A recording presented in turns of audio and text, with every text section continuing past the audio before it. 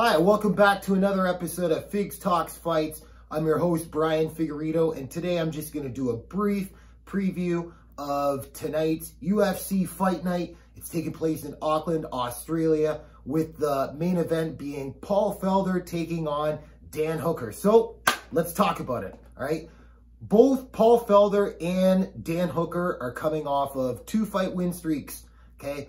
And the losses that they suffered before these win streaks started were a little bit heavy. So let's talk about Paul Felder first. Now, Paul Felder, the last loss that he had was in July of 2018 when he took on Mike Perry at welterweight, 170 pounds. He took this fight on, I believe it was on short notice. Okay, he just wanted to get a fight because his fight with Al Iaquinta fell apart a few months prior with the whole Tony Ferguson, Khabib Nurmagomedov. I think that was the fourth time they tried putting that fight together. Okay, so Felder got in there quickly with Mike Perry, and holy shit, he was competitive for a 155-pounder, okay? He didn't look too outsized by Mike Perry. He was the smaller man. You could tell he's more or less the bigger guy at 155 pounds, but he made a great fight. The problem was he broke his arm on a spinning back fist and broke it against Mike Perry's concrete head. Has to be concrete for you to break your arm spinning back fisting against that guy. But needless to say, this guy had enough adrenaline and toughness in him to finish the fight, okay? Get to the finish of the fight, not finish Mike Perry in the fight, but he did lose a unanimous decision. So since then, he has picked up wins over James Vick, and then he also just picked up a split decision win against Edson Barboza last September in the co-main event of UFC 242. Now, look, rewatch that fight. I've seen this fight at least 4 or 5 times now. Every time I watch it, I pick somebody new that won that fight, okay? Sometimes I think Barboza won it. Sometimes I think Felder won it. It's one of these fights that it was won by a razor-thin decision, okay? Last time I watched it, I did think Edson Barboza won it, okay? Those guys are now 1-1 with each other. I think they should do a rubber match sometime in the future. But, I mean, these guys take years off of their lives every time they fight each other. So, okay.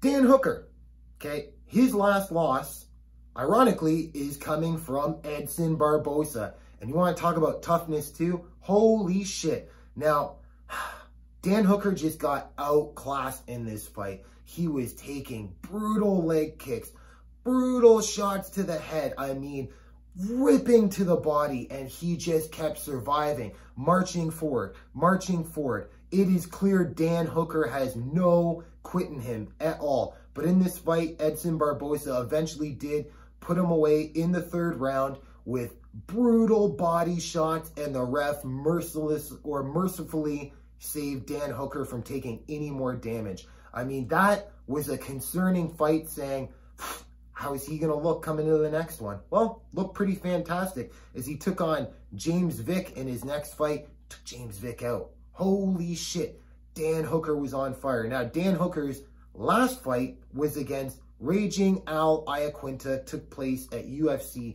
243 last October, and Dan Hooker looked great. Coming into this fight, I was actually favoring Al Iaquinta to win it. Even though he's coming all the way from, New York to go to Australia to fight Dan Hooker in his home country, I still thought Al Iaquinta's got a little bit better footwork. He can put his boxing together. He's great at mixing in his wrestling. Shit, it didn't matter.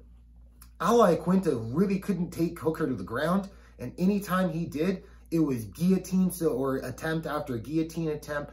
I mean, Dan Hooker, he's one of these long, tall, okay, skinny guys. I'm not saying skinny doesn't have no muscle on him, all right? He's very leaned out, and these guys, they're nasty for their guillotine chokes or their Darth chokes or even triangle chokes off their back. Shit you want to watch out for, okay? You cannot let these guys have any mobility in their hips, or else you're going to be in trouble. So, Dan the Hangman Hooker wins the unanimous decision against Al Iaquinta. Great effort by Al. I don't think that was his best showing, but you know what? All the props to Dan Hooker. So how do these two guys match up? Well, primarily both these guys like to bang on their feet, especially Paul Felder.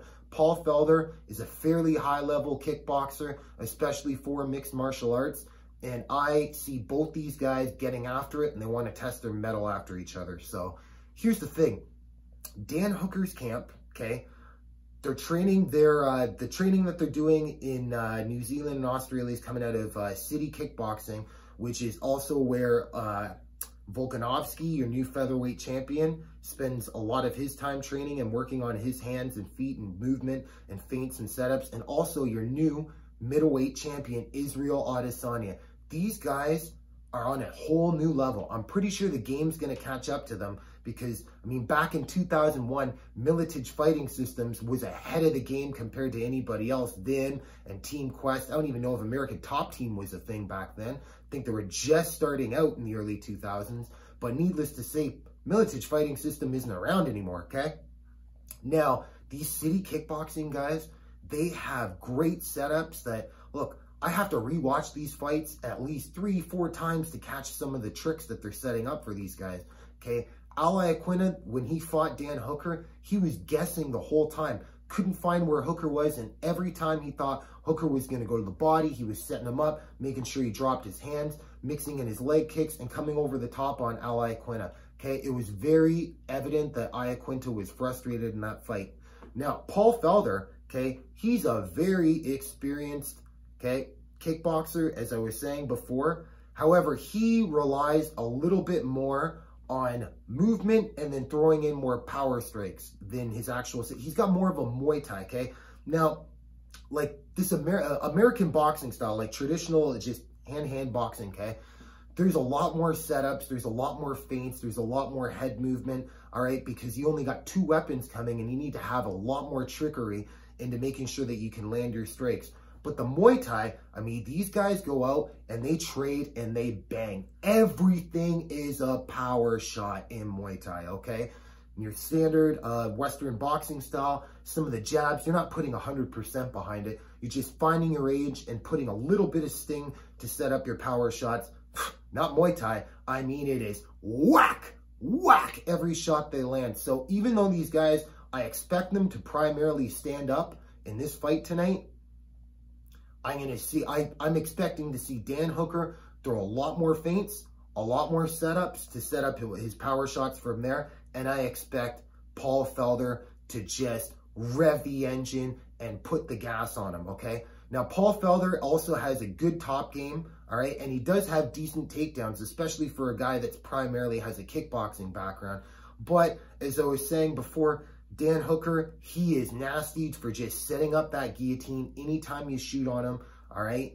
So Paul Felder also is one of these thick-neck guys that it's going to be really hard to choke out. But, I mean, I don't care how thick your neck is. If you just clog these 2 arteries right here, there's no blood going to your brain. You're going out. You either got to tap or you're going to go out. So expect these guys to just bang it out on the feet. Okay, not like a couple of idiots just brawling like, you know, these morons you see at the bar at last call that think they're tough all of a sudden. I'm talking about like high-level guys banging it out. So should be a great fight tonight. And also the main card starts at 7 p.m. Okay, because it's taking place it's already Sunday in Australia. All right, I'm filming this on Saturday, February 22nd. So they're already ahead. They're fighting at Sunday morning in Australia. Great news about it being on at 7 p.m. Eastern Standard Time is I don't have to stay up till freaking midnight, 1 a.m. just to watch my UFC fight nights. Excellent. Great job. Do you know what else may be causing this? The Tyson Fury Deontay Wilder boxing fight that's happening tonight. Now, look, I'm not the big boxing guy like I am for MMA. I can tell you who's ranked what in what weight division, who is fighting when and where from, you know, back to the mid-2000s of the early UFC, the early 2000s of the UFC, all the way to now, even including Bellators, the regional shows, all right? I love MMA, all right? Boxing, okay? I love boxing, but I'm not as much of an avid fan. But I'll tell you, look, this is probably the most anticipated heavyweight boxing match since, I don't know, Mike Tyson, Lennox Lewis. I think that was like almost 18 years ago.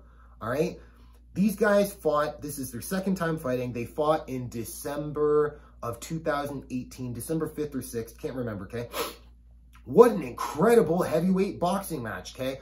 And this fight is famous for Deontay Wilder in the late rounds. I can't remember if it was the 11th or the 12th round, pretty much knocked Tyson Fury out. And before the ref could just get to the standing 8 count, like the freaking Undertaker, Tyson Fury just gets up and proceeds to outbox Deontay Wilder. Now, I don't do fight predictions for MMA, but for boxing, I'm going to have to go with Deontay Wilder in this fight. And the reason being is, look, there's no doubt about it. Tyson Fury, as far as footwork, okay, stand behind that jab, all right, moving around and having great trickery, great setups, he's the better all-around boxer than Deontay Wilder. But Deontay Wilder, his last fight against Ortiz, he just freaking threw a straight right. It didn't even look like a full hip turning, okay, straight right, just a little. Ortiz was out. This guy has stupid knockout power. So the reason why I'm going to take Deontay Wilder in this fight over Tyson Fury is Tyson Fury has to dance around and outbox Deontay Wilder for 12 rounds. Can he put Deontay Wilder's lights out? Sure. These are both heavyweight swinging. I don't see that happening. Like I said, I'm not the big boxing expert, but I think Deontay Wilder will find one clean shot to land on Tyson Fury, and I don't know if Tyson Fury can do the Undertaker 2 times in a row. We'll see. Should be great fights tonight. By the way, I think these guys are going to end up fighting a 3rd and a 4th time, especially with how big the fight looks to be tonight. So if you enjoyed the content here today, subscribe to the channel. Appreciate you watching. Enjoy the fights, and